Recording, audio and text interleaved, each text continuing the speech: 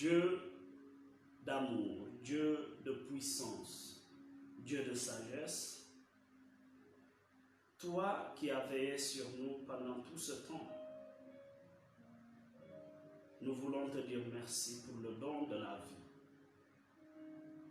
pour la santé, l'être et le mouvement. Merci de ce que ta main est constamment sur nous et tu guides nos pas vers les verts pâturages. Nous te consacrons ces moments. Que nous baignons dans le précieux sang de ton Fils Jésus. Prends le contrôle de toutes choses. Sécurise les lignes. Sécurise la connexion. Sécurise les appareils avec lesquels, Seigneur, nous vivons ces moments de communion et de partage pour mieux te connaître et honorer le saint nom de ton Fils Jésus. Prends le contrôle de toutes choses par ton esprit de vie qui est en nous et qui nous inspire la sagesse qu'il faut pour que nous puissions être des témoins authentiques de la bonne nouvelle. Merci pour ta grâce. Je te demande maintenant de faire taire tout ce qui ne confesse pas ta Seigneurie en nous et que ton esprit prenne le contrôle pour nous orienter en ces temps de communion. Dans le nom de Jésus, nous avons prié. Amen. Alléluia. Voilà. Je vais demander à chacun d'entre nous d'écouter avec beaucoup d'attention. Le thème, c'est le monde spirituel. Pour apporter une précision, c'est pour nous permettre de savoir dans le monde spirituel qui est avec Dieu. Alléluia. Le thème, c'est le monde spirituel. Il y a beaucoup de jeunes qui sont aujourd'hui, n'est-ce pas, en Christ. Dans leur famille, c'est souvent des oppositions par rapport à des pratiques qui se font, auxquelles notre foi chrétienne ne nous permet pas d'adhérer. Alors souvent, c'est des contradictions, c'est des soucis, c'est de petits problèmes, c'est un bras de fer. Voilà pourquoi, avec les messages que nous recevons sur WhatsApp et sur YouTube, n'est-ce pas, tout tournant pratiquement autour de ceci, nous avons décidé de nous lancer dans une série d'enseignements qui va nous permettre de savoir réellement où nous sommes, de ne pas mélanger, n'est-ce pas, le Christ avec Bélial, tel que nous dit la parole. Et ainsi, nous ne sommes pas là pour convaincre. Je voudrais d'abord prendre les devants par rapport à nous tous, le dire aux frères. Moi, je ne prêche pas pour convaincre qui que ce soit. Je fais ce que le Saint-Esprit me donne de faire. C'est à lui de convaincre. Ça, c'est la première chose. La deuxième chose, c'est quoi? C'est demander aux jeunes qui ont effectué ce pas pour appartenir à Jésus-Christ, d'user de maturité et de sagesse, d'amour, quand ils sont devant leurs parents, leurs frères et sœurs, qui n'ont pas encore compris cette dimension de la foi chrétienne. Alléluia. Parce que des fois, c'est le manque de sagesse qui pousse aux autres de rejeter, n'est-ce pas, cette foi chrétienne. Comment nous transmettons l'évangile? Comment nous partageons autour de la parole? C'est très important que nous sachions ça. Mais je ne suis pas en train de dire qu'on doit tout coopter et dire que c'est de l'amour que nous manifestons. Il y a une certaine souffrance, une oppression qui ne vient pas de Dieu. Là, le Seigneur ne nous demande même pas de prier, mais il nous demande d'exercer notre autorité d'enfant de Dieu et de rejeter ça. Alléluia. Mais quand nous devons communiquer la parole à une personne qui ne connaît pas, qui vient d'effectuer ses premiers pas, n'est-ce pas, dans le christianisme, nous avons besoin de sagesse, nous avons besoin de maturité pour pouvoir lui permettre, n'est-ce pas, d'accepter cette parole et de comprendre que rien d'autre que l'amour, n'est-ce pas, ne se trouve dans le christianisme. Nous vivons un christianisme qui est fait d'amour. Mais nous sommes dans la vérité. Cet amour est bâti dans la vérité. Ça ne nous permet pas de vivre la compromission ou bien de mélanger des choses qui ne sont pas mélangeables. Voilà pourquoi nous sommes dans Genèse, le chapitre 1. N'est-ce pas? C'est de là que nous allons partir pour partager autour de ce thème. Alors, Genèse, le chapitre 1, nous prenons à partir du verset 1. Il est dit: au commencement, Dieu créa le ciel et la terre. Or, la terre était alors informe et vide. Alléluia. Les ténèbres couvraient l'abîme et l'Esprit de Dieu planait au-dessus des eaux. Dieu dit alors que la lumière soit, et la lumière fut. Dieu vit que la lumière était bonne et il sépara la lumière des ténèbres. Si vous voulez, le verset 5 dira: il appela la lumière jour et les ténèbres nuit. Il y eut un soir, puis un matin, ce fut le premier jour. C'est très important. Il faut comprendre, bien-aimés, qu'il s'agit là, avant tout, de comprendre que quand Dieu a créé, quand toutes choses ont été créées dès le commencement par le Seigneur, il n'y avait pas quelque chose de mal. Alléluia. Quand Dieu, n'est-ce pas, quand la création venait juste de subsister, tout était pur et saint. Dieu n'a rien créé d'impur. Dieu n'a rien créé d'impur. Il faudra retenir ça pour mieux comprendre. Dieu n'a absolument rien créé d'impur. Tout ce que Dieu a créé est bon. Comment le savoir? Dans le livre de Sagesse, le chapitre 2, les versets 22, 23 et 24. Sagesse, le chapitre 2, n'est-ce pas? 23 et 24 nous dit quoi? Il faut que nous soyons convaincus de cela d'abord, pour comprendre qu'il ne peut pas y avoir de mélange entre la lumière et les ténèbres. Qu'on n'aille pas chercher Dieu, n'est-ce pas, là où il n'est pas. C'est très important. Dieu, tu ne peux pas vouloir chercher du poisson. Tu dis que tu vas à la pêche et que tu ailles chercher le poisson dans la brousse. On ne pêche pas du poisson dans la brousse. Alléluia. On ne pêche pas du poisson dans la brousse. On ne va pas à la pêche avec sa pirogue dans un salon de coiffure. C'est contradictoire. Il y a quelque part où on cherche Dieu, mais pas dans les ténèbres. Alors, nous avons besoin de comprendre ces différents trucs pour pouvoir être sûrs de où nous mettons le pied. Alléluia. La Bible dit, sagesse. Je commence à partir du verset 23, le chapitre 2. Le verset 23 dit, car Dieu a créé l'homme pour l'immortalité et il l'a fait à l'image de sa propre nature. 24.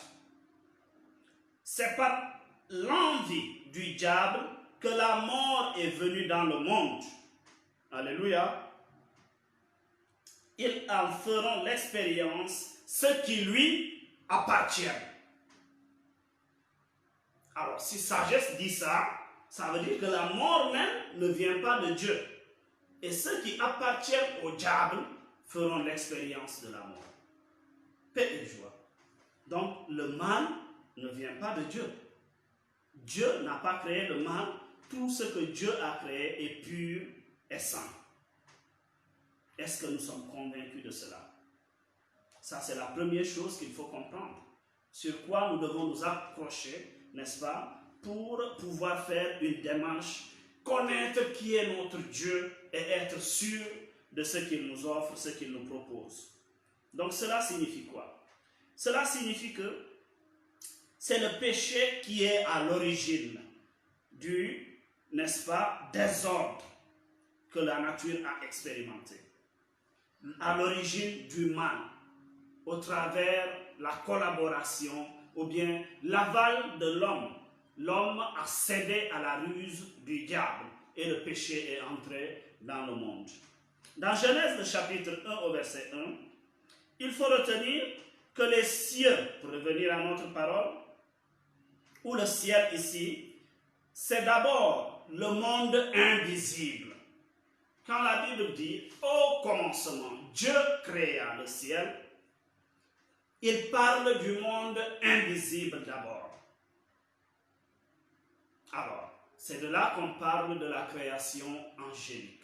Ensuite, il y a la création adamique et la nouvelle création en Jésus-Christ. C'est très important de comprendre ça. Genèse 1 nous parle au travers ciel du monde invisible. C'est d'abord le monde invisible. Dieu avait tout conceptualisé spirituellement. Il s'agit de ça. C'est comme un architecte, quelqu'un qui veut construire une maison. Il prend le soin, n'est-ce pas, de se proposer un plan. Le plan qu'il va utiliser, n'est-ce pas, pour construire la maison. Mais le plan n'est pas le bâtiment proprement dit. Le plan est quelque chose d'imaginaire. À partir de quoi il va créer quelque chose ou bien façonner. C'est pourquoi dans les deux récits de la création, nous voyons dans Genèse le chapitre 1, on dit que Dieu créa, mais dans le chapitre 2, on va dire Dieu forma ou bien façonna. Alors quand il a commencé à former et à façonner, c'est là qu'on est entré dans le palpable. Alléluia. Mais avant ça, il n'y avait rien de palpable. Donc les cieux, c'est le monde invisible. Alléluia. C'est important que nous comprenions ça. Donc, c'est Dieu lui-même dans ce monde invisible. Quand on parle des cieux, c'est Dieu lui-même, les anges, n'est-ce pas, et l'esprit de l'homme avant qu'il ne soit façonné. Donc, quand on parle de cieux ici, dès l'origine, il faut me suivre, il faudra me suivre, sinon on ne va pas comprendre ce que je dis. Dès l'origine, quand on parle de cieux, il s'agissait de Dieu, des anges et de l'homme spirituel et de tout ce qui était esprit, parce que rien n'a été façonné. Comprenons que le ciel, c'est le monde spirituel. C'est pourquoi dans la prière du Notre Père, on dit Notre Père qui est au ciel. Ce n'est pas seulement qui est au ciel, n'est-ce pas, mais qui est dans le monde invisible. Les cieux, c'est le monde invisible. Deuxièmement, c'est une élévation. Les cieux, c'est l'invisibilité et c'est une dimension, élévation. On n'a jamais entendu quelqu'un dire Notre Père qui est, je ne sais pas, au Sheol ou bien au séjour des morts. Le bas, c'est les enfers. Ça, c'est le langage spirituel. Alors, avant tout, dès la création, Dieu, qui est esprit, était là. Alléluia. Ensuite, il a fait les anges, qui sont des esprits. Et il a créé l'homme. Mais l'homme était esprit. C'est très important. Alors, voilà pourquoi c'est pendant cette période que tout était spirituel, qu'il s'est passé des choses quand nous prenons bien le temps de lire Genèse, le chapitre 1. Je vais nous inviter à ne pas lire la Bible comme un roman, mais à savoir nous arrêter pour comprendre de quoi il s'agit, qu'est-ce que Dieu est en train de dire. Après ces moments, nous aurons Lucifer parlant de sa chute, n'est-ce pas, qui a été décrite en Apocalypse, le chapitre 12. Il était Lucifer avant d'être Satan. Alors Lucifer, c'est l'ange de lumière. Nous allons voir tout ça et nous allons avancer progressivement. Apocalypse, le chapitre 12, va décrire ça. C'est le combat qu'il y a eu, n'est-ce pas, au ciel, entre Michel et les anges et Lucifer avec les autres anges qui sont aujourd'hui dessus, qui lui ont accompagné, qui étaient avec lui. Alléluia.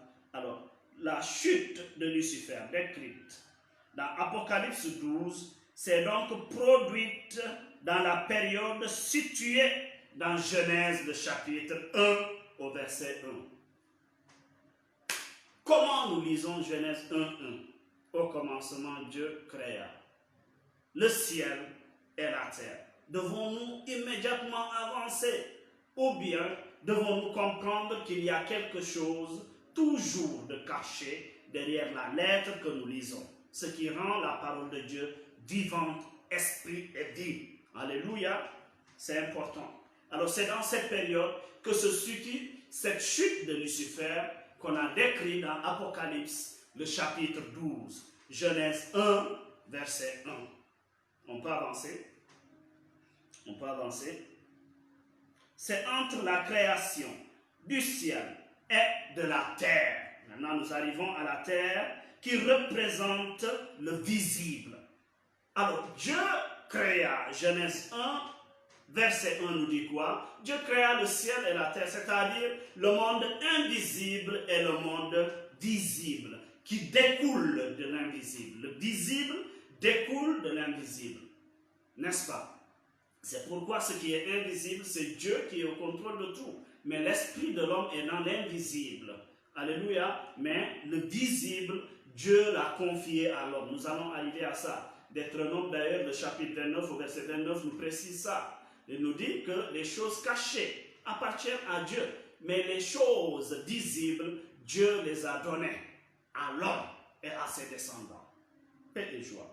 C'est très important que nous comprenions ça. Alors quand Genèse 1 dit, verset 1, au commencement Dieu créa les cieux, il a d'abord créé le monde invisible, conceptualisé, et ensuite, à partir de l'invisible, ce fut un plan pour poser les bases et façonner, former, créer le visible, qu'il appelle ici terre. Alléluia. Parce que quand on dit le ciel et la terre, quand Dieu créait, nous allons constater que quand on parle de terre, ce n'est qu'une planète, pour ceux qui ont fait la science et la géographie. Mais il y a d'autres planètes, il y a des galaxies même. Nous sommes dans la galaxie qu'on appelle le système solaire, mais il y a d'autres galaxies. Alors la Terre n'est qu'une petite partie dans le système solaire. Est-ce que c'est cette Terre-là seulement que Dieu avait créée à l'origine? Je te dirais non. C'est cette Terre plus les autres planètes et les astres. Alléluia. Alors c'est de là qu'il faut comprendre que quand il dit le ciel c'est l'invisible et la terre c'est le palpable qui va découler de l'invisible. Il faut comprendre ça. Et c'est pendant cette période que Lucifer a chuté, s'est rebellé et qu'il a perdu sa place devant le trône de Dieu. Pour cela, nous sommes dans Ézéchiel, le chapitre 28, le verset 12 au verset 19. Ézéchiel 28, 12, 19. Patience, on va voir des choses extraordinaires, on va comprendre beaucoup de choses aujourd'hui. Il est écrit, le verset 11 dit, l'Éternel m'adressa la parole en ces termes. Fils d'homme, prononce une complainte contre le roi de Tyr. Dis-lui, ainsi parle Ainsi te parle le Seigneur, l'Éternel. Par ta grande sagesse et ta beauté parfaite, alléluia, tu étais un modèle de perfection. Alléluia. Tu étais en Éden. Quand on dit un modèle de perfection, ce qui vient de Dieu. Donc Dieu, je confirme encore que Dieu n'a rien créé d'imparfait. Un modèle de perfection. Dieu n'a rien créé de mauvais. Tu étais en Éden, dans le jardin de Dieu. Tu étais recouvert de pierres très précieuses, de toutes les espèces. Alléluia. Nous allons avancer. Rubis, topaz et diamant, chrysolite et onyx, jaspe, saphir, escarboucle, n'est-ce pas, émeraude, tes tambourins, tes fifres et tes d'or ouvragés, ils furent préparés le jour même où tu fus créé. Alléluia. Or, je t'avais placé avec un chérubin et un rôle de protecteur. Alléluia. C'est pourquoi je t'ai oint sur ma montagne sainte. C'est là que tu étais. Tu allais et venais au milieu de ces pierres, au feu étincelant. Tu as été irréprochable dans toute ta conduite depuis le jour où tu as été créé, jusqu'à ce que le mal se soit trouvé chez toi. Donc, ce que Dieu a créé n'était pas du tout mal. Alléluia. On va avancer. Ton commerce prospère, t'a entraîné à la violence qui a rempli ton cœur. Alors tu as péché. Je t'ai mis au rang des profanes en te chassant de ma montagne. Et le chérubin protecteur t'a expulsé du milieu de ces pierres au feu étincelant. De ta grande, n'est-ce pas, beauté, tu t'es enorgueilli et tu as laissé ta splendeur pervertir ta sagesse. Je t'ai précipité à terre et te donne en spectacle aux autres rois. Nous pouvons nous arrêter là. On parle ici de Lucifer. Alors, pour compléter ce passage et mieux comprendre, nous pouvons aller dans Ésaïe, le chapitre 14, à partir du verset 11, ou bien le verset 9. On parle ici de Lucifer, qui était un modèle de perfection, qui marchait au milieu des pierres précieuses dès la création, et qui avait un chérubin protecteur. Dieu lui avait accordé des privilèges. Et la Bible nous précise que c'est ce même chérubin protecteur qui s'est levé quand il a péché et qu'il s'est rebellé contre Dieu pour le précipiter sur terre, pour le rejeter hors de la face de Dieu. Est-ce que quelqu'un est en train de comprendre? Donc, je suis en train de dire qu'aujourd'hui, le gardien du temple de Dieu, qui se trouve être Michel Archange, était gardien de Lucifer. Alléluia. Est-ce que nous comprenons ça? Lisons Ézéchiel 28. Michel Archange était mis près de Lucifer pour le protéger, pour être un gardien, pour être, n'est-ce pas, comme, comment le dirais-je, quelqu'un qui a été utilisé pour jouer un rôle de protection, un rôle de service devant ce modèle de perfection. Alors, qu'est-ce qui va se passer? Quand Lucifer s'est enorgueilli devant le trône de Dieu, c'est ce même chérubin protecteur qui s'est levé pour le rejeter de la face de Dieu. Et quand nous comprenons ça, dans Apocalypse, le chapitre 12, nous voyons que c'est Michel Archange qui s'est levé pour combattre Lucifer.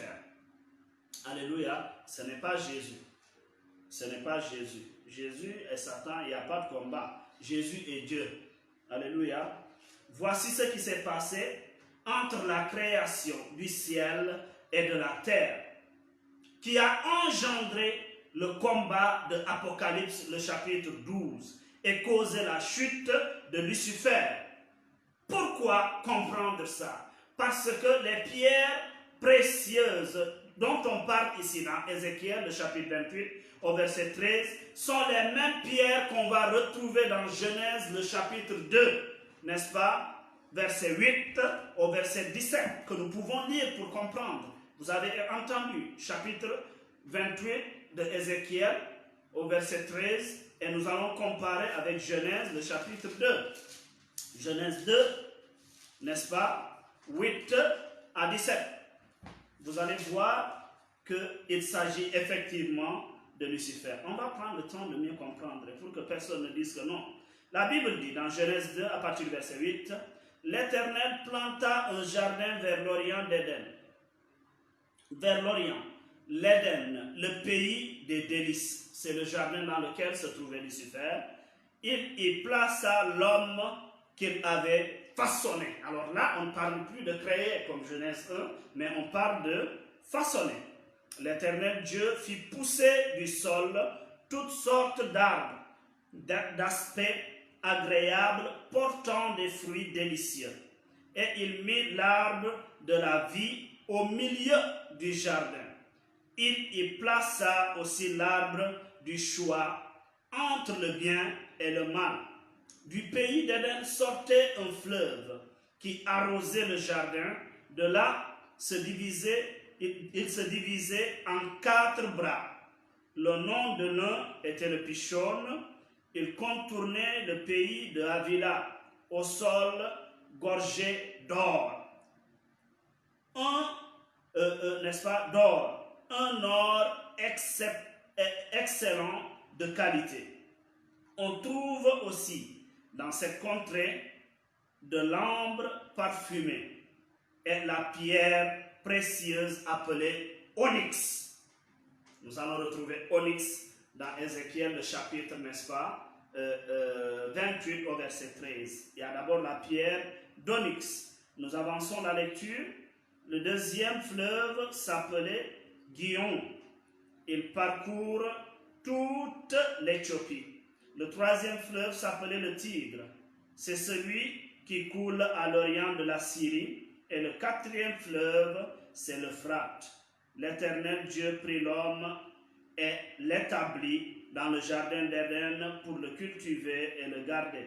Et l'Éternel Dieu ordonna à l'homme, mange librement des fruits de tous les arbres du jardin, sauf du fruit de l'arbre du choix entre le bien et le mal. De celui-là, n'en mange pas, car le jour, n'est-ce pas, où tu en mangeras, tu mourras. Alors, ce sont des pierres précieuses que nous retrouvons ici dans Genèse, le chapitre 2, qui sont dans Ézéchiel, le chapitre, n'est-ce pas, 28 au verset 13. Alors, une fois que nous comprenons ça, nous allons comprendre que cette chute que Jean a décrite de manière prophétique dans Apocalypse, le chapitre 12,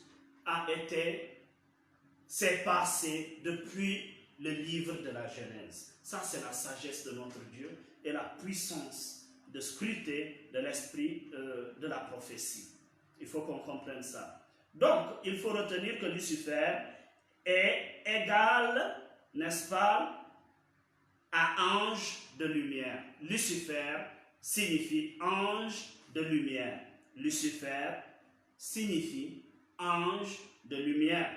Là, c'est quand il était dans la présence de Dieu et qu'il n'avait pas, et s'était pas encore enorgueilli pour être précipité sur la terre.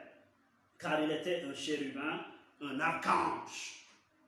Il était un archange. Alléluia. Et il jouissait des privilèges, de tous les privilèges que le Seigneur lui accordait. Il était un modèle de perfection. La Bible dit que celui qui mettait le cachet pour approuver, n'est-ce pas, pour rendre légal, pour dire que ça c'est bon, quand Dieu créait. Voici le rôle qu'il jouait, n'est-ce pas, devant le trône de Dieu. Il était le plus proche de Dieu. Et c'est la sainteté qui sortait du trône de Dieu qui lui procurait cette lumière. C'est pourquoi on l'a appelé Lucifer. Voilà pourquoi il est important d'être dans l'adoration. Quand tu t'approches du Dieu saint et que tu l'adores, n'est-ce pas, il t'impacte au travers de sa sainteté. Il te transmet des énergies pour que tu puisses être comme lui. Alors maintenant, quand il s'est éloigné du trône de Dieu, il est devenu ténèbres ou Satan. Alléluia. C'est quand il a été précipité qu'il n'est plus ange de lumière. Il est devenu ténèbres, Satan, le diable, le serpent, tel que toutes les dénominations qui lui ont été attribuées. Sans lumière. Ténèbres sans lumière. Dans Apocalypse, le chapitre 12 au verset 4, n'est-ce pas? Quand Satan était précipité sur la terre, il y avait des anges qui étaient avec lui, qui représentent, n'est-ce pas, le tiers des étoiles dont nous parle Apocalypse, le chapitre 12 au verset 4. Le tiers des étoiles de la milice céleste.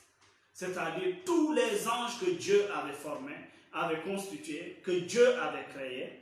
Quand Satan s'est enorgueilli, il a emporté avec lui, parce que c'était un général de Dieu. Alors un général a toute une armée à commander. Alors quand Satan était précipité, quand il y a eu le combat au ciel, il y avait des anges qui étaient avec lui qui combattaient aussi, mais tous ont été rejetés. C'est de là que la Bible nous dit que c'est avec sa queue qu'il a balayé le tiers des étoiles. Alors les étoiles dont on parle ici sont des anges qui ont accepté d'être avec Satan. Nous sommes en train de terminer, n'est-ce pas, ce que je peux appeler l'introduction. On a posé les bases maintenant pour entrer dans le but du sujet et mieux comprendre. Ces anges, n'est-ce pas, ont accepté d'être avec Satan. C'est pourquoi on dit qu'avec sa queue, il a balayé le tiers des étoiles. Dès ce moment, ils sont appelés des démons. Paix et joie. Dès ce moment, quand ils ont quitté le trône de Dieu, quand ils se sont enorgueillis avec Lucifer et qu'ils ont été rejetés, précipités du ciel sur la terre, ils sont devenus des démons. Ils sont devenus des démons. Et c'est eux qui administrent ce qu'on appelle le monde des ténèbres. Paix et joie. Alors, si je parle maintenant du monde des ténèbres, maintenant, il faut comprendre que le monde spirituel est constitué du royaume de Dieu, le monde de lumière, si je peux l'appeler ainsi, et du monde des ténèbres. Dans le royaume de Dieu, c'est Dieu qui est le maître suprême, d'ailleurs dans tout l'univers. Mais il y en a qui ont refusé de reconnaître l'autorité de Dieu, et Dieu nous crée librement. Alléluia. Voilà pourquoi il y a deux royaumes. Dieu n'a pas créé les ténèbres. Pour un rappel, quand Dieu, on va arriver là-bas, a mis en évidence le bien et la lumière, et que Lucifer s'est enorgueilli avec les autres anges, c'est là que les ténèbres ont apparu. Dieu n'a pas créé ça. Dieu n'a pas créé ça. Alors donc, on doit comprendre là que la lumière ne peut pas se mélanger avec les ténèbres, une fois de plus. La lumière ne peut pas se mélanger avec les ténèbres. Sinon, Dieu aurait permis que Lucifer et tous ses anges qui se sont enorgueillis. Vous avez lu avec moi Ézéchiel, le chapitre 28. Dieu aurait permis qu'ils restent, n'est-ce pas, devant le trône et qu'ils continuent de garder leur liberté. Voilà pourquoi, chrétien, tu n'as pas le droit, comme le disait un de nos pères, n'est-ce pas, de trimballer ta saleté et l'amener en église. Il faut sortir de la gloire de Dieu si tu décides de ne pas être avec le Seigneur. On va avancer. Il faut que nous comprenions certaines choses et que nous arrêtions de nous défendre comme une certaine liberté qu'on a reçue. Non, la Bible dit, n'utilisez pas votre liberté, cette liberté que Dieu vous a donnée, pour voiler l'hypocrisie qui est en vous. Genèse, le chapitre 1 au verset 2. Je lis. Nous étions au verset 1, hein? C'est maintenant qu'on va au verset 2. Or, la terre était alors informe et vide. Les ténèbres couvraient l'abîme et l'Esprit de Dieu planait au-dessus des eaux. C'est ce qui nous intéresse. L'Esprit de Dieu planait au-dessus des eaux. Alléluia. Alors, le royaume des ténèbres couvrait la vie d'en bas, c'est-à-dire occupait la surface du palpable, la surface de la terre. Parce qu'il a été précipité du trône de Dieu sur la terre. Et ils ont envahi toute la terre, Satan et les démons. Quand je dis ils. Alléluia. Alors, ils sont venus dominer sur la terre et ce qui s'y trouvait. Voilà pourquoi Dieu, dans sa sagesse, quand il va créer l'homme, vous allez constater dans Genèse, le chapitre 2, que Lucifer et Satan, autant pour moi, existaient déjà. Parce que la Bible va dire que Dieu créa l'homme, il a façonné l'homme et il le mit en Éden pour qu'il travaille le jardin, pour qu'il le cultive et qu'il le garde. Quand on garde, c'est parce qu'il y a un risque d'attaque, de vol ou bien autre chose. On ne peut pas prendre un gardien et le poser, n'est-ce pas, je ne sais pas comment le dire, sur la route de Tambacounda, là, et on lui demande de garder quoi? Rien à garder. Alors il y avait quelque chose, il y avait un risque, il y avait une menace. Et c'est pourquoi Dieu a établi l'homme pour qu'il puisse être comme gardien, pour qu'il puisse manifester, n'est-ce pas, son règne au niveau du jardin d'Éden. Alors à ce niveau, j'ai dit que ce qui nous intéressait, c'est que l'Esprit de Dieu planait. Alors l'Esprit de Dieu ou le Saint-Esprit qui planait à la surface jouait un rôle de séparation. Paix et joie. Il planait pour faire quoi? Pour constituer une barrière, une muraille et empêcher aux ténèbres de progresser pour essayer d'atteindre la gloire de Dieu. Est-ce que nous comprenons ça? Et c'est pourquoi c'est le Saint-Esprit qui nous donne d'être convaincus de ce qui est bien ou de ce qui est mal. Alors le Saint-Esprit avait étouffé les ténèbres, avait barré les ténèbres, il ne pouvait plus progresser pour atteindre le trône. Il y a eu une séparation radicale entre la lumière et les ténèbres. Il faut que nous comprenions ça. C'est pourquoi je dis que l'Esprit de Dieu ou le Saint-Esprit qui planait à la surface jouait un rôle de séparation, une muraille ou, n'est-ce pas, barrière, empêchant les ténèbres de s'approcher et de suyer la sainteté de Dieu. Alléluia. La lumière dont nous parle Genèse, le chapitre 1, au verset 4, n'est pas celle du jour, mais le reflet de la sainteté et de la gloire de Dieu. Quand on parle ici de la lumière dans Genèse, le chapitre 1, au verset 4, Dieu vit que la lumière était bonne, ce n'était pas la lumière du jour. Nous comprenons. Et voilà pourquoi on doit comprendre que nous servons un Dieu qui est jaloux, qui ne joue pas avec sa sainteté. Parce que Dieu a créé la lumière spirituelle comme physique visible avant de créer les astres qui émettent la lumière. Donc tout vient de lui, tout subsiste de Dieu. Alors la lumière dont on parle ici, c'est le reflet de la sainteté et de la gloire de Dieu. Comment comprendre ça? Il faudra lire Genèse le chapitre 1 au verset 14. C'est de là que nous allons comprendre qu'il ne s'agit pas de la lumière du jour. Pourquoi? Il est dit, et Dieu dit que dans l'étendue du ciel, il y ait des luminaires pour que l'on distingue le jour de la nuit. Alléluia! Donc, il s'agissait de quelle lumière? C'est ici qu'on voit la lumière qui a été créée pour faire la séparation entre le jour que nous vivons et la nuit qui constitue une journée. Nous pouvons continuer. Il faut comprendre, il faut prendre le temps de lire pour mieux comprendre toutes ces choses. Alléluia. Genèse, le chapitre 1, verset 14, nous révèle la création de la lumière du jour. Amen. Donc, il faut savoir que pour un ange, n'est-ce pas, il n'y a pas de possibilité de se repentir. C'est là qu'il faut comprendre. C'est là que nous commençons à entrer dans le but du sujet. Pour un ange, il n'y a pas de possibilité de se repentir. C'est pourquoi quand Satan a péché, avec les anges qui l'accompagnaient, ils ne peuvent plus revenir à Dieu. C'est fini.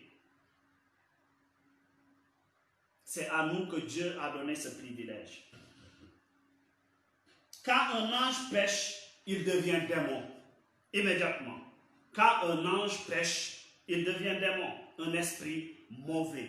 Un démon, c'est un esprit mauvais. Alors, c'est de là qu'il faut comprendre que tous les esprits qui ne sont pas des anges, ni un esprit, l'esprit de l'homme. Alléluia. Ni un ange, ni l'esprit de l'homme, tous ces esprits sont des démons. Il faut que nous essayions de comprendre ce que Dieu nous enseigne et qu'on arrête de s'aligner du côté d'une réflexion humaine, des réalités qui sont là, qui n'ont rien à voir avec la parole de Dieu. Le monde aujourd'hui nous enseigne qu'il y a des djinns, des esprits avec qui les hommes travaillent, qui ne sont pas des anges. Ce sont tous des démons. Ce sont tous des démons. Il n'en existe pas un seul qui soit bon, car ils se sont rebellés contre Dieu. Du coup, ils sont incapables aujourd'hui de produire le bien. Dès le moment où ils ont été rejetés devant la présence de Dieu, dès le moment où ils sont dans le monde des ténèbres, c'est fini. Aucun démon ne peut faire le bien. Aucun djinn ne peut faire le bien. Aucun esprit mauvais avec lesquels les fétichiers, n'est-ce pas, les sorciers, les marabouts travaillent, ne peuvent faire le bien. Parce que les anges, c'est eux qui exercent un ministère pour Dieu, pas pour les hommes. Alors, il faut avoir des soucis quand tu vois un homme ordonné à des esprits. D'où viennent ces esprits? Nous, chrétiens aussi, enfants de Dieu, qui donnons les ordres aux anges. Si l'esprit auquel tu as donné un ordre a obéi, alors dis-toi que ce n'est pas un ange, c'est un démon. Il faut comprendre ça. Quand ils ont été précipités, ils sont tombés partout et ont commencé à manipuler l'homme. Alors, les autels dans lesquels nos parents et nos ancêtres versent, vous avez vu, n'est-ce pas, nous avons vu depuis l'origine ce qui s'est passé. Et on invoque le nom de Dieu. Est-ce que Dieu s'y trouve? Parce que les esprits qui sont avec Dieu sont des anges et sont constamment dans la présence de Dieu. Ou bien sont envoyés exercer un ministère auprès des chrétiens, mais pour Dieu. Enfant de Dieu, as-tu saisi ce qui est en train d'être dit? C'est très important. Pour qu'on évite de nous tromper et de tomber dans les erreurs. On va avancer. Nous allons arriver à tout ça. Ce qu'on appelle des génies, des djinns, sont tous des démons. Et ils sont encore, je le répète, incapables de faire le bien. Même s'ils agissent en une apparence de bien, l'objectif principal, c'est de te pousser à la perdition. Alléluia. Il peut te révéler ce qui s'est passé dans ton passé. Il peut faire une certaine divination. Mais c'est pour que tu ailles à la perdition. Dieu ne voudrait pas que nous entrions en contact avec ces esprits. Je le dis et je le répète. Dieu a libéré des esprits, des êtres spirituels pour que nous soyons en communion avec eux et qu'ils nous soutiennent dès que nous recevons la marque de Dieu qui est le Saint-Esprit. Alléluia. Et maintenant, ces esprits, on les appelle des anges. Mais parmi ces anges, quelque chose s'est passé. Dès les fondations du monde, n'est-ce pas? Et il y a eu une séparation. Celui qu'on appelle Lucifer, qui est aujourd'hui Satan, avec son armée, se sont rebellés contre Dieu. Et quand ils se sont éloignés de la présence de Dieu, ils sont devenus ténèbres. Tu ne peux pas aller chercher Dieu là-bas.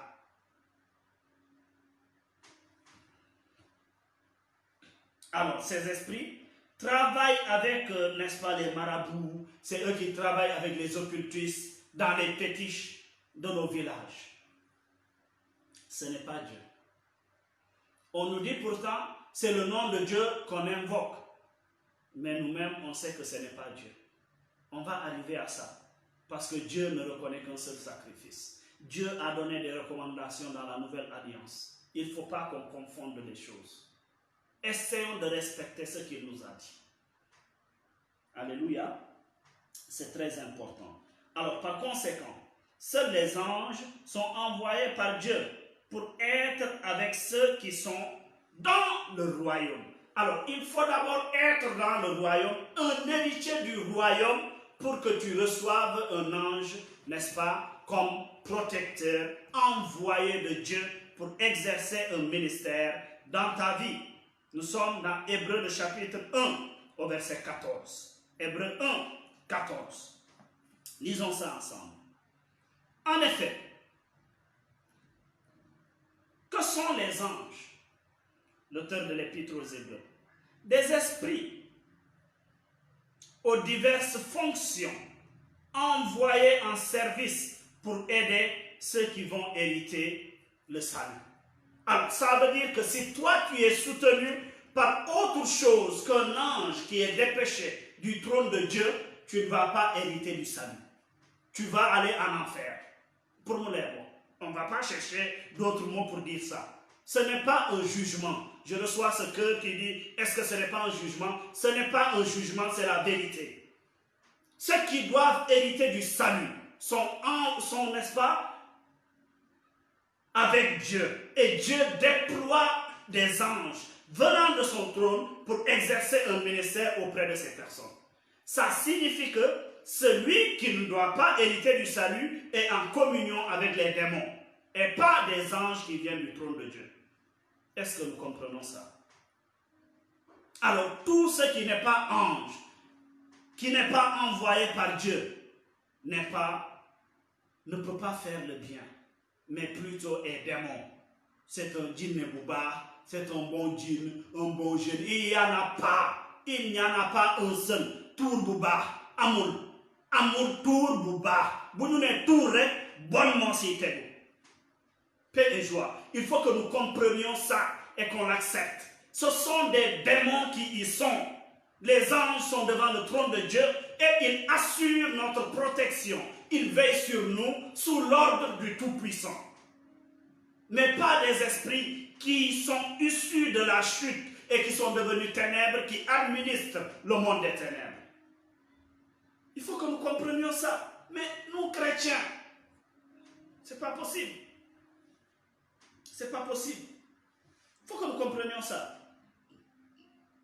Matthieu le chapitre 14 verset 26. Il existe aussi ce qu'on appelle des fantômes. Pour ceux qui ne croient pas. Le monde spirituel est assez vaste. Nous sommes dans Matthieu 14. Il y en a qui disent que ouais, vous les charismatiques là, je ne sais quoi, ouais, vous créez des choses. Ah bon? D'accord. On va voir si c'est biblique ou pas. Matthieu 14, 26. Quand Jésus marchait sur la mer, il a dit quoi? Quand ils le virent marcher sur l'eau, ils furent pris de panique. C'est un fantôme, dirent-ils, et ils se mirent à pousser des cris de frayeur. Les grands apôtres avec Jésus-Christ, qui ont peur parce qu'ils ont cru avoir vu un fantôme. Si le fantôme n'existait pas, ils allaient dire un fantôme. Attention! Attention à ce qu'on dit. C'est bien, le Dieu que nous servons est rempli d'amour, oui, tout ça, mais c'est un Dieu de justice. Et le monde spirituel n'est pas ce que l'on croit qu'il est. Alléluia. Les fantômes existent, et cette parole le confirme, ou des esprits humains sataniques, des esprits des morts, qui sont morts mais pas en Christ, sont capables d'être réquisitionnés par le monde des ténèbres et formés, puis renvoyés sur terre pour nuire aux hommes. Est-ce que nous comprenons ça? Je suis en train de te révéler ce qui se passe dans le monde des ténèbres. Il y a les démons, il y a les fantômes, il y a les esprits humains qui sont formés parce qu'ils ont refusé Jésus. Ils n'ont pas accepté Jésus jusqu'à la mort. Il faut que nous comprenions ça. Les âmes errantes, n'est-ce pas, que les démons manipulent, qu'ils forment pour les renvoyer afin qu'ils viennent nuire à l'homme. C'est très important que nous comprenions ça. C'est ça l'esprit humain démoniaque. C'est un esprit d'un homme, n'est-ce pas, qui n'a pas accepté le Seigneur Jésus. Alors si la Bible dit que ça existe effectivement. D'autres me diront que est-ce que les esprits des morts, non, les esprits des morts sont déjà partis, je ne sais quoi. Nous prenons Deutéronome, le chapitre 18 au verset 11. C'est-à-dire, il faut que tout ce qu'on dit soit vérifié dans la parole. Deutéronome, chapitre 18, verset 11. On va voir ce qui est écrit. La Bible dit, personne qui jette des sorts, là il s'agit des sorciers, sorciers. On va arriver à ça dans un autre enseignement. Consulte les esprits, les spirites et les devins ou interroge les morts. Ah, donc d'accord, on interroge les morts. Nos parents le savent bien. Ce sont des esprits humains démoniaques, les esprits des morts qu'on consulte. Alors pour votre information et notre information, Dieu a dit dans votre maison, ou bien vous-même, chez vous, que ne trouve personne qui soit en contact avec les esprits des morts, qui ne sont pas en Christ. Est-ce que nous comprenons ça? Et pourquoi nous voulons défendre? Des fois, on se défend sur des choses. Prenez ces versets. Si tu ne crois pas, prends seulement ça. Prends Ézéchiel, le chapitre 28, à partir du verset 12. Prends. Deutéronome, le chapitre 18, verset 11. Matthieu, n'est-ce pas? Le chapitre 14, le verset 26. Prends toutes ces références. Prends. Je vais te donner une autre référence. Actes, le chapitre 16 à 18. Un esprit qui anime une dame. Et pourtant, l'esprit disait la vérité. Mais Paul avait compris que cette vérité était dite pour te mener à la perdition. Alléluia. On va expliquer ça de manière très claire. C'est très important. Il faut que nous revenions à la parole. Acte 16. 16-18. On va me dire que oui, en tout cas, je suis parti chez le gars, quand il m'a donné le truc, il a versé, il a tué un coq, ou bien il a tué une souris, je suis revenu guéri. Depuis quand les souris guérissent, ou bien les coqs? Allons-y. Actes des apôtres, le chapitre 16. J'ai dit 16 à 18. On va voir ce qui s'est passé. Un jour, que nous nous rendions au lieu de prière, une esclave vint à notre rencontre. La Bible a dit esclave. Elle avait en elle un esprit de divination. On a vu ça tout de suite dans Deutéronome. J'avance. Et ses prédictions procuraient de grands revenus à ses maîtres. Elle se mit à nous suivre, Paul et nous, en criant à tue-tête. Ces hommes-là sont des serviteurs du Dieu Très-Haut. Ils viennent vous annoncer comment être sauvés. Elle fit cela plusieurs jours de suite. À la fin, Paul, excédé, se tourna et dit à l'esprit: je t'ordonne au nom de Jésus-Christ de sortir de cette femme. À l'instant même, il la quitta. Quand on dit il, c'est l'esprit. Vous qui disiez, je suis parti chez le marabout, chez l'occultiste, chez le grand gars là qui a un fétiche au village. Et ce qu'il m'a dit, c'est effectivement ça, c'était vrai. Il m'a donné, il a fait des sacrifices, j'ai été guéri, mais dans quel but? Voici une femme animée par un esprit qu'on appelle l'esprit Python ou l'esprit de divination, qui suivait les serviteurs de Dieu et qui disait à tout le peuple, ce sont des serviteurs de Dieu, ce qui est vrai.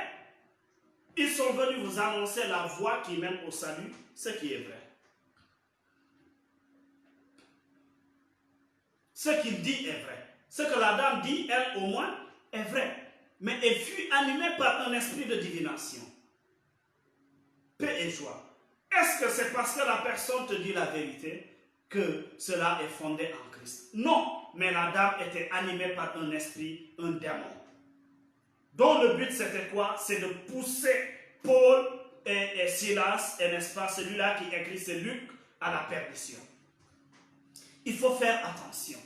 Tu as reçu la guérison, ou bien l'argent, la prospérité, l'enfant, et tout ce que tu veux. Tu l'as reçu de qui? De l'occultiste, du marabout. Mais c'est dans le but de nuire à ta vie.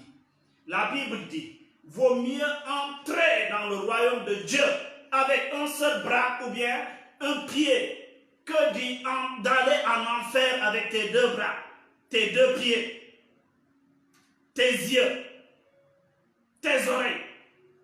Si ta main devient pour toi une occasion de chute, vaut mieux qu'on la coupe et qu'on la jette et que tu entres dans le salut éternel avec un bras. Mais les enfants de Dieu n'acceptent pas la persévérance. Et nous nous laissons emballer, emporter par des autels, par des trucs qui ne sont pas de Dieu. Il faut qu'on le dise aujourd'hui et qu'on comprenne. On va y revenir le mercredi. On va dire de grandes choses. On ne peut pas tout dire aujourd'hui pour que les gens comprennent bien d'où est-ce que vient cette séparation. On va avancer pour conclure. Alléluia. Il ne faut pas accepter ça. Ces agents du monde des ténèbres sont capables de dire la vérité, sont capables de dire des choses qui sont authentiques, mais toujours pour un seul but, nous pousser à la perdition. Alléluia. Voilà pourquoi ce qui justifie 2 Corinthiens, le chapitre 11, verset 14. On dit que non, ce qu'on dit, ah non, moi j'ai vu. Allons-y, on va consulter ce que la Bible en dit. 2 Corinthiens 11, 14. 2 Corinthiens 11, 14. Il est écrit ceci.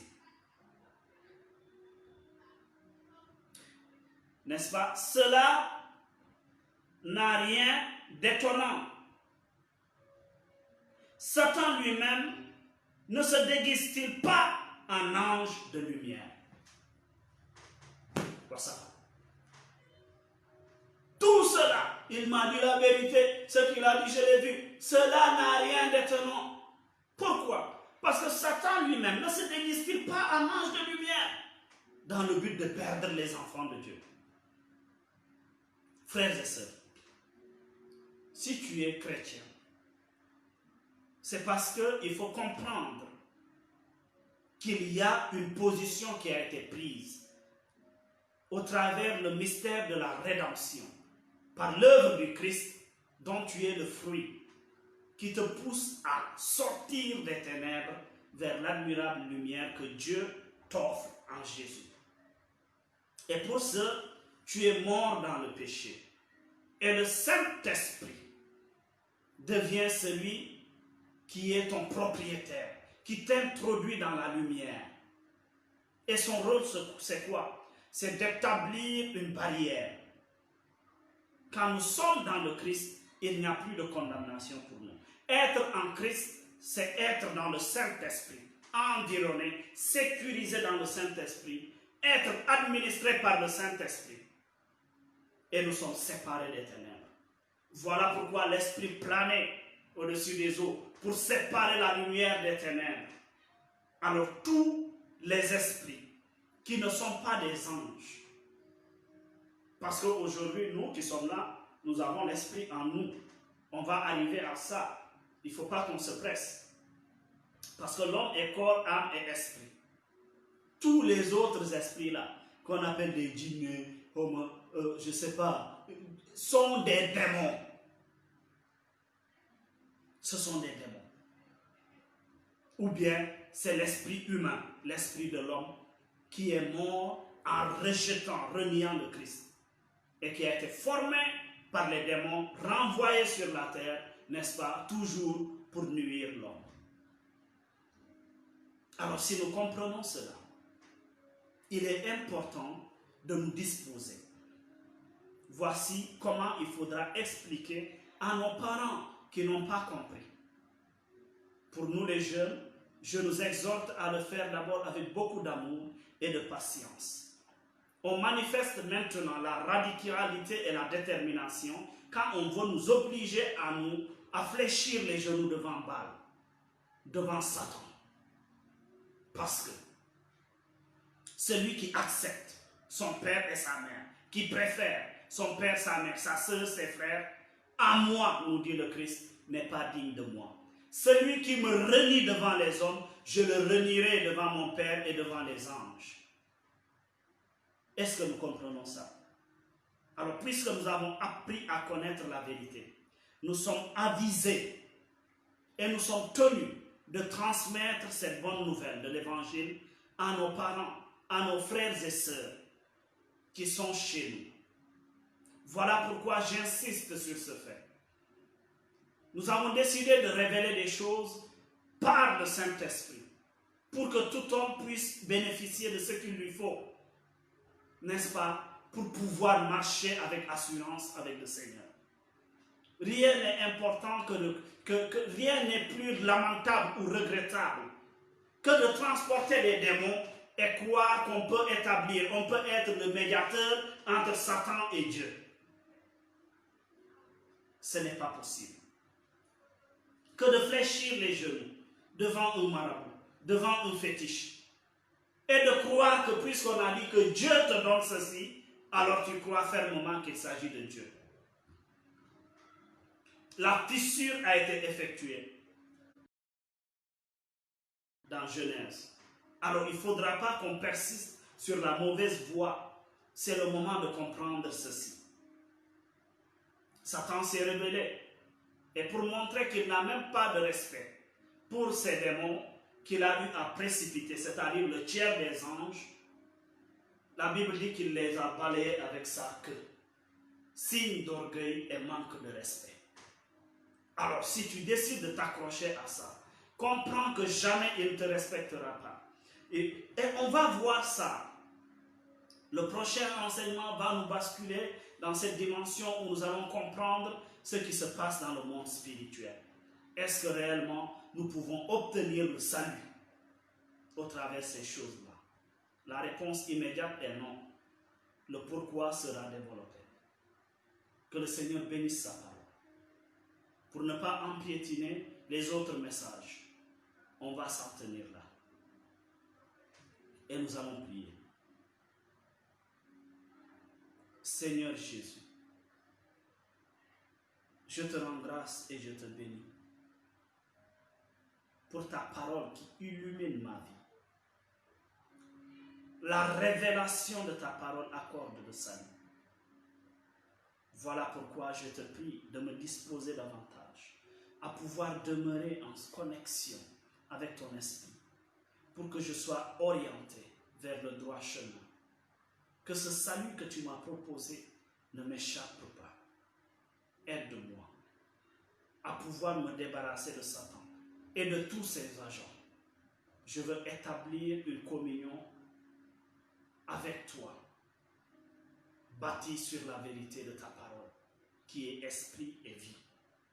Tu es mon seul maître, mon seul Seigneur et Sauveur. Je te rends grâce et je te dis merci. Amen.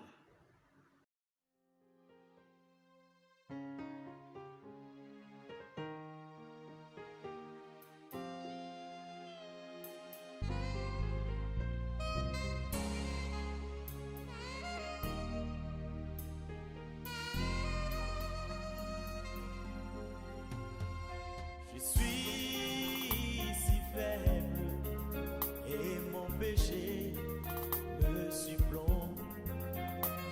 Mais de ta